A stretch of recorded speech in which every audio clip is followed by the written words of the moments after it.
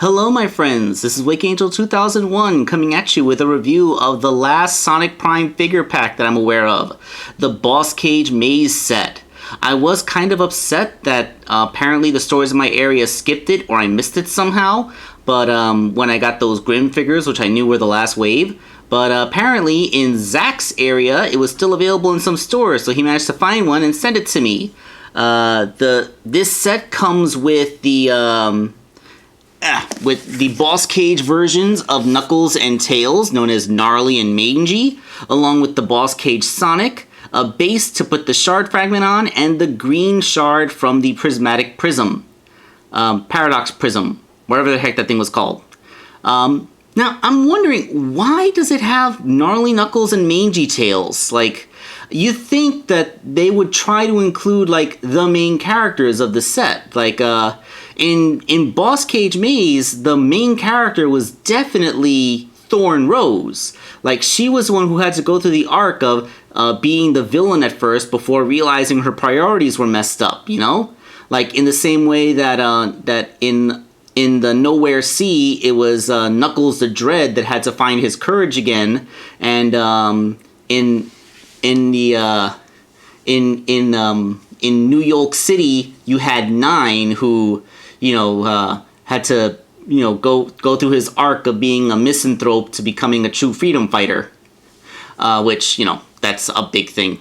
I also love that they literally do use the term freedom fighter in the character description for that version of Knuckles on his action figure. That was just something that I loved.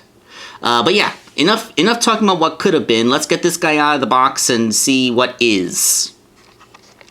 Okay, out of the package, I feel like this is probably the roughest set, the least satisfying figures I had so far. So let's talk about the shard that it comes with.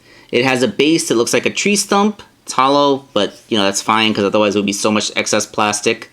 It has a peg that the thing goes onto. Like there's a hole in the bottom of the prism. Okay. Gnarly Knuckles is probably the one that comes out the best from this set. He does a pretty decent job of looking like a shrunken down version of the 5-inch figure. All the details are there. His little bound up leaf shoes, his silly hat. His expression's pretty cool with the sharp tooth grimace, you know. His detailings are painted in very nicely. He even has those little thorns on his knuckles. Yeah, very good. Arms can move around. He has a head swivel that's a little bit impeded because, you know, his dreads kind of go into his shoulders. But, you know, you can get something out of him. Hips, yeah, they do move. And out of the three, he's the one that's easiest to stand on his own feet. Like, so for display purposes, he is the easiest to stand. Mangy Tails. This one is the one that upsets me kind of a lot. First of all, you can only get him to stand if you put his tails this way. In the package, they're up like this, but then he'd be, you know, back heavy. The only way to get this to work is if you tripod him on his tails. But, you know, Mangy almost never stood like this. Anybody who's watched the show knows that Mangy spent most of his time quadrupedal, like he walked on all fours like some kind of feral wild child.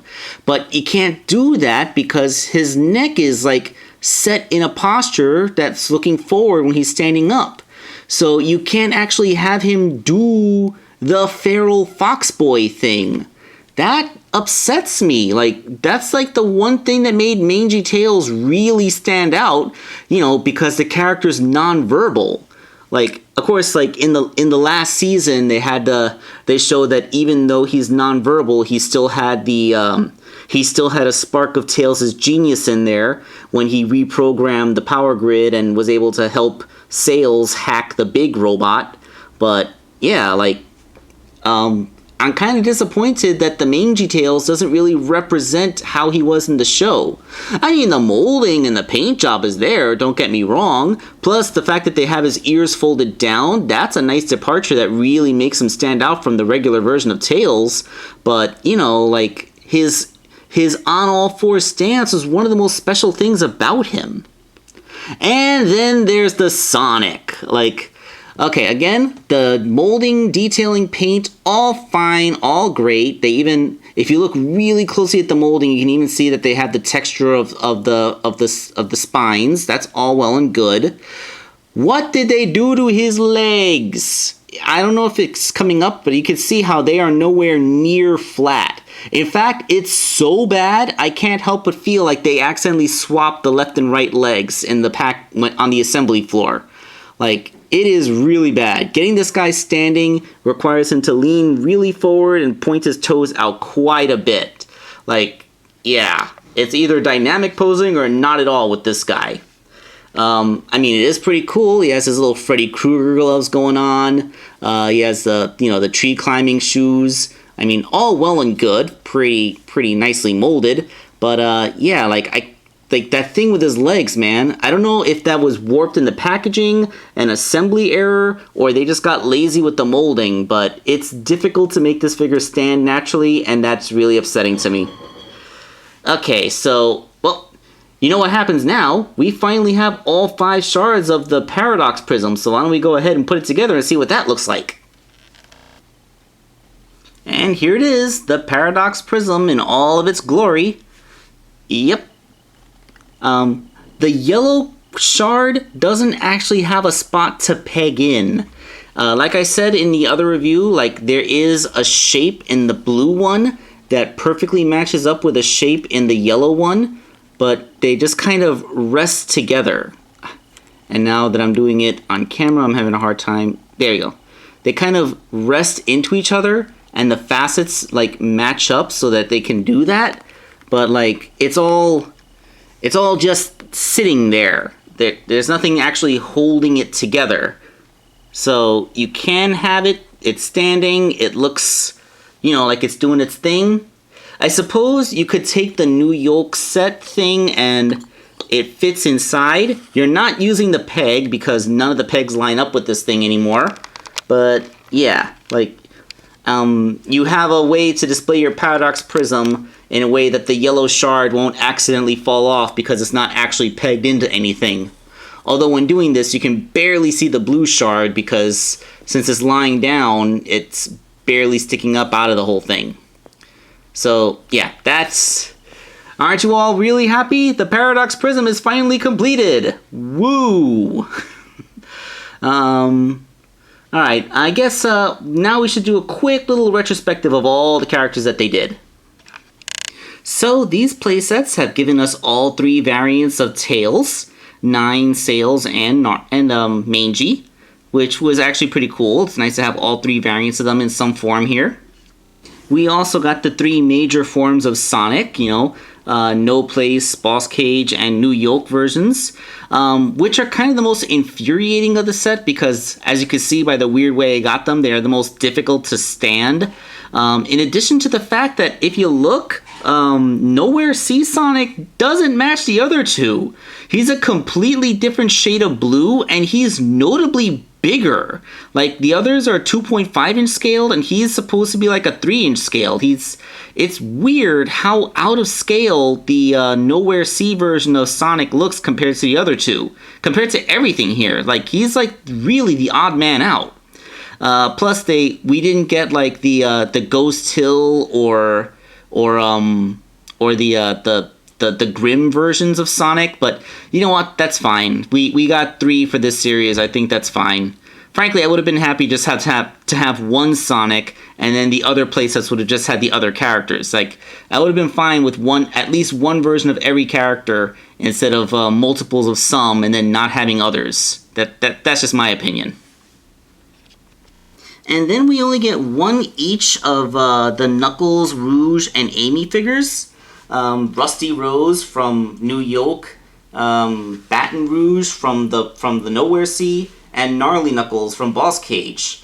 I suppose you can also say we got Knuckles the Dread also from Nowhere Sea, but in order to get him, you have to buy the big that Angel's Voyage playset, which is a really, really cool playset. It's a very nice boat with a lot of awesome features, but it's just so big. I don't have a place to put it.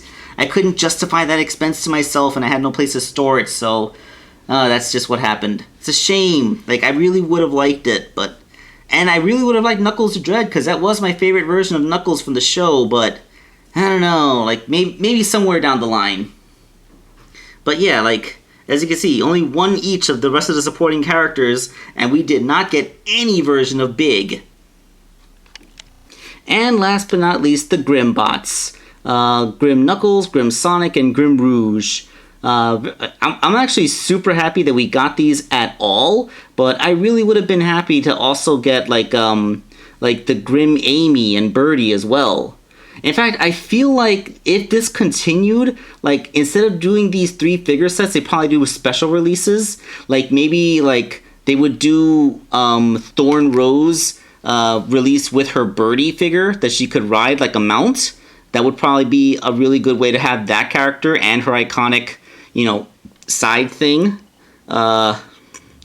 We could also get, like, the Chaos Council, maybe in a big old playset that has all 5 figures, or maybe at least have a playset that has, like, a couple of them, and then, like, you can get the baby one, but it's really just an excuse to have his mech, you know, that kind of thing. But, you know, like, I don't think that they're continuing this toy line, which is a shame. Like, I know they weren't as popular as the proper Sonic figures, but it's not like they sold poorly. Whenever I see them in stores, they linger a little bit longer, but they do sell. Like it's not like these things peg warm and are a loss for the stores. So I'm wondering why they decided to stop here, because we really got less than half of what we could have gotten. And, like, a lot of my favorites never actually got figures. Like either in the 5-inch or the 2.5-inch, we didn't get any form of Rebel Rouge, which was my favorite version of Rouge, arguably one of my favorite characters from the entire series. And, like, we only got a couple members of the Chaos Council represented in the 5-inch line, and absolutely nothing for the 2.5-inch line for them. Like, I feel like there's just so much wasted potential that was just left sitting on the table with this. So what we got was good, but we just didn't get enough. That's my final verdict on all of these sets. So, rather than keep you here any longer, I'm just going to let you all go. This is Wake Angel 2001, signing off.